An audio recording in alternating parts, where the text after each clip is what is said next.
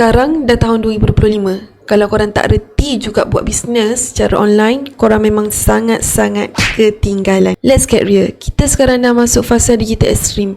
Semua benda boleh buat guna phone je. Contoh kalau korang nak beli something kan, korang ambil je phone korang, buka Shopee, klik order, tunggu je barang tu sampai. Dah settle. 5 minit pun boleh siap. Tak payah dah nak kena bangun siap-siap, drive kereta, pergi bandar, cari parking, bla bla bla. 2 jam pun tak settle lagi. So that's why sangat penting sekarang untuk korang belajar cara untuk buat duit secara online ni, supaya korang boleh adaptasikan hidup korang dalam situasi semasa ni. Okay, situasi yang mana semua orang dah advance, semua orang lagi prefer beli barang secara online je berbanding offline. So korang pun kena belajar lah cara-cara macam mana korang nak sesuaikan diri korang dalam dunia online sekarang ni. So hari ni saya nak share lah 5 cara untuk korang buat duit secara online. Jom kita mula. First, jual produk korang dekat platform online. Contoh, kalau korang jual baju kan, jual baju korang dekat Shopee, jual dekat Lazada, ataupun ada barang-barang handmade, jual dekat Easy. Bestnya bila kita jual barang secara online ni, target market kita makin meluas. Dah lah tak payah bayar sewa bulanan yang 1,000, 2,000 sebulan tu. Target market kita pula boleh reach sehingga satu Malaysia, sehingga satu dunia. Macam kalau dulu, kalau kita buka kedai fizikal kita ya, kita buka kedai baju dekat Terengganu, target market kita mungkin orang Terengganu je.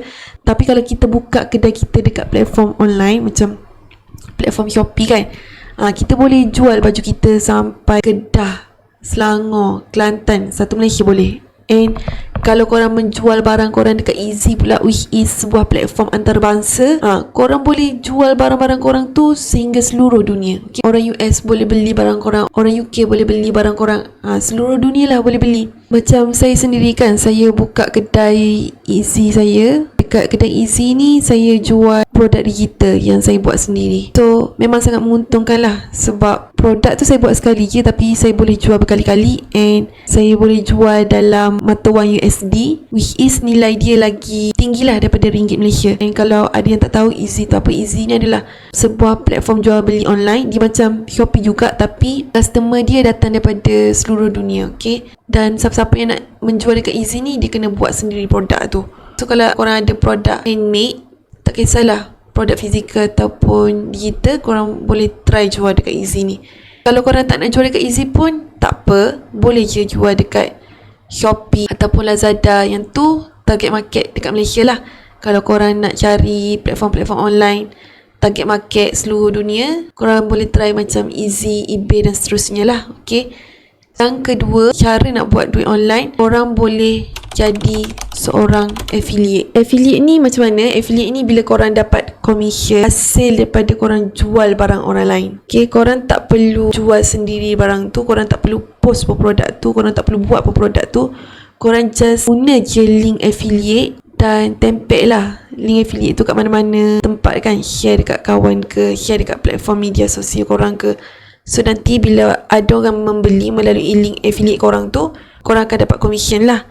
Okay, and biasanya untuk buat link affiliate ni, teknik yang paling berkesan adalah apabila korang share konten dekat platform media sosial korang, macam TikTok, YouTube, Facebook, Instagram dan so on lah.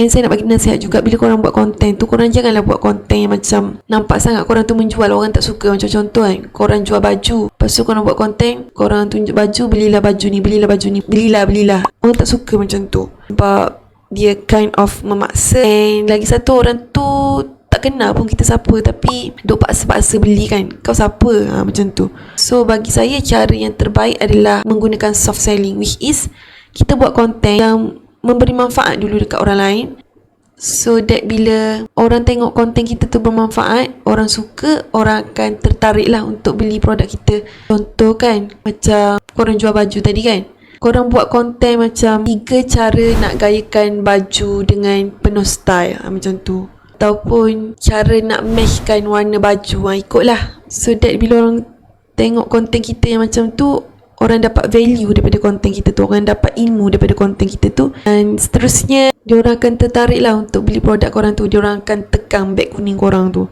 Macam saya sendiri kan, dalam video ni, at the end of this video, saya nak share 3 buku yang korang wajib baca kalau nak jadi kaya. So saya tak terus promote buku-buku tu, saya share dulu ilmu-ilmu yang boleh memberi manfaat dekat korang, supaya korang boleh belajar. Bila korang rasa macam korang dapat ilmu daripada apa yang saya ajar ni, korang rasa terhutang budi dengan saya, korang rasa macam ada trust dekat saya, korang rasa nak balas balik jasa saya tu, belilah buku belilah buku-buku yang saya share nanti tu, macam tu, faham tak? Okay, jadi lepas kita dah buat konten-konten bermanfaat tu, boleh tempel lah link affiliate korang tu dekat dalam beg kuning ataupun beg orange ataupun apa-apa beg.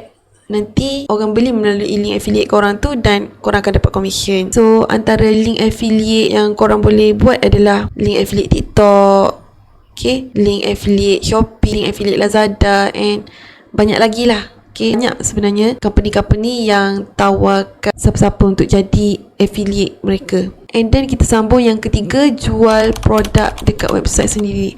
Okay, yang ni kalau korang ada kemahiran untuk buat website sendiri, korang boleh menjual juga dekat website korang tu. Biasanya melalui WordPress kan. Okay, kita buat blog kita, lepas tu kita ada section untuk kita jual barang-barang kita. Ada pro and cons bila kita menjual dekat website sendiri ni. Pro dia, kelebihan dia, kita boleh kawal 100% produk-produk kita tu. Kita tak perlu bayar commission dekat owner platform, sebab yelah kita sendiri owner platform website kita ni kan. Okay, contoh kalau kita guna website lain kan, macam website Shopee ataupun website Easy, bila kita dapat hasil jualan, kita kena bagi beberapa ringgit dekat owner platform tu. Dia macam commission dia orang lah, sebab dah tolong kita menjual. And yang kedua, kelebihan dia, kita ada control 100% terhadap produk-produk kita ni. Okay, kalau kita ada buat salah apa-apa ke, kita boleh adjust je balik. Tapi kalau kita menjual dekat platform orang lain, kalau kita ada buat kesalahan apa-apa ke, produk kita tu mungkin akan di-ban, ataupun kita mungkin akan di-terminate, ataupun kita tak boleh guna terus platform tu. So macam-macam lah dia punya risiko kan kalau kita langgar syarat-syarat dia orang kan. Cuma bila kita guna platform lain ni, kelebihan dia, diorang ni dah ada traffic diorang sendiri. Diorang dah ada customer diorang sendiri. Customer diorang dah ramai dah. Okay, contoh macam yang kita tahu kan, Shopee ni adalah sebuah platform jual beli secara online. Kalau kita nak beli apa-apa barang online, kita pergi je dekat Shopee, kita cari barang-barang dekat situ. Nak kata Shopee ni dia dah ada customer dia sendiri. Okay, so bila kita menjual dekat situ, possibility untuk orang membeli dekat kedai kita tu tinggi lah, sebab dah ramai customer dekat situ. Tapi kalau kita menjual dekat website kita sendiri ni, kita tak ada customer pun, kita kena cari customer tu. Traffic dekat website kita ni lagi kurang berbanding website-website yang dah establish macam Easy dengan Shopee. So cara nak atasi masalah ni, korang kena cari customer korang sendiri. Contoh, korang share produk-produk website korang dekat Pinterest, ataupun korang share dekat platform media sosial korang. Okay, bolehlah guna apa-apa cara. So yang tu yang ketiga. And then yang keempat, kalau korang ada kedai fizikal, korang tolonglah usahakan juga untuk menjual secara online. Jangan bergantung 100% terhadap kedai fizikal tu je. Jangan bergantung 100% nak harap orang masuk, berjalan dalam kedai kita dan beli barang-barang kita. Jangan macam tu. Kena buat juga online. Sebab macam saya cakap sekarang, zaman kita ni dah berubah. Orang dah beralih daripada fizikal kepada online. Orang lagi prefer membeli secara online berbanding fizikal. So that's why korang kena buka juga platform online korang ni. Macam contoh kan, kalau korang jual baju kan, selain daripada buka kedai baju dekat tempat korang tu yang orang tak berapa nak masuk tu, korang buka juga TikTok, buat live dekat TikTok, promote baju korang tu dekat TikTok. Dekat situ, dekat live TikTok korang tu mungkin akan lagi laku berbanding daripada kedai fizikal korang. Okay. Nak buat live TikTok, live YouTube, apa semua tu kena belajar lah sikit. Kena belajar cara untuk buat live dengan menarik. Okay, supaya orang tertarik untuk membeli. Contoh lagi satu kan, kalau korang jual makanan, sama juga. Buka juga apps online macam GrabFood, Foodpanda, Misi, Shopee Food, apa-apa semua benda lah. Okay, korang akan nampak yang hasil daripada online ni akan lagi berganda-ganda berbanding korang just bergantung kepada kedai fizikal korang. Saya tahu sebab saya pun ada kedai makan. And selain daripada buka kedai fizikal tu, saya buka juga 3 apps. Apps GrabFood, Foodpanda, Misi kan. And saya boleh nampak lah hasil jualan dekat apps ni kadang-kadang lagi tinggi daripada hasil jualan dekat kedai tu sendiri. Dan kelebihan bila guna apps ni juga, kalau korang perasan kan, bila korang membeli menggunakan GrabFood, dia akan ada bahagian history, which is kalau kita pernah beli makanan dekat kedai someone tu, next time kalau kita nak beli lagi, kita just pergi je dekat history tu and then beli lagi makanan daripada kedai tu. So daripada situlah terbinanya customer tetap online, and daripada situlah dia akan membantu untuk memberi pendapatan yang berganda dekat kedai kita, so that kita bukan je ada customer tetap secara offline, tapi kita ada juga customer tetap secara online. Okay, and then last one, melabur. Okay, setiap bulan bila korang dapat gaji tu, korang asingkan duit korang tu siap-siap untuk dilaburkan. Okay, kenapa kita nak kena berlabur? Sebabnya mudah je, supaya duit-duit tu boleh beranakkan lagi duit-duit yang lain. Kita tak naklah dapat gaji, enjoy kerja, dapat gaji, enjoy kerja. Yang tu sampai bila-bila pun kita akan bekerja untuk duit. Tapi kalau kita nak duit tu bekerja untuk kita, yang ni lah kita kena buat, melabur. So melabur ni ada banyak cara. Melabur untuk buat bisnes lain, melabur dekat emas, melabur dekat hartanah. Tapi memandangkan sekarang kita bercakap tentang topik buat duit secara online, so saya akan suggest lah platform online yang korang boleh guna untuk melabur. Ada beberapa platform online yang kita biasa guna untuk laburkan duit kita. Contoh macam tabung haji, ASB, Invest dan banyak lagi lah. Okay, tapi dalam banyak-banyak ni, yang saya paling suggest adalah korang melabur dalam Invest. Sebab apa? Kenapa saya cadangkan Invest? Pertama, dia boleh beri kadar pulangan yang lebih tinggi dekat kita setiap tahun berbanding platform-platform lain yang biasa digunakan, and dia juga stabil. Okay, kalau korang nak tahu, Invest ni dalam ni dia ada gabungan banyak syarikat. Okay, gabungan syarikat-syarikat antarabangsa, gabungan syarikat tempatan. So syarikat-syarikat ni strong, and even kalau ada satu syarikat yang nilai saham dia jatuh pun, syarikat-syarikat lain akan cover. Okay, diorang semua ni bergabung, duduk sekali dalam Invest ni. So that's why saya kata Invest ni sebuah platform pelaburan yang orang kata stabil lah. And then yang seterusnya, Invest ni dia 100% patuh syariah. Even ada syarikat-syarikat antarabangsa pun dekat dalam Invest ni, diorang pastikan aset-aset dalam ni bersih. Okay, dia tak ada transaksi yang tak halal. Okay, tak ada judi, tak ada arak, apa semua tu. Kita boleh trust dekat Invest ni dari segi kepatuhan syariah dia.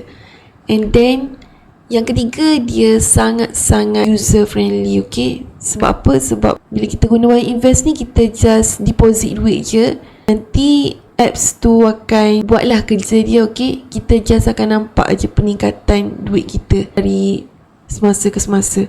So sangat-sangat user friendly. Jadi kalau korang berminat nak melabur dalam platform Invest ni, korang just pergi je dekat Play Store, and then dekat bahagian search apps and games ni boleh type Invest.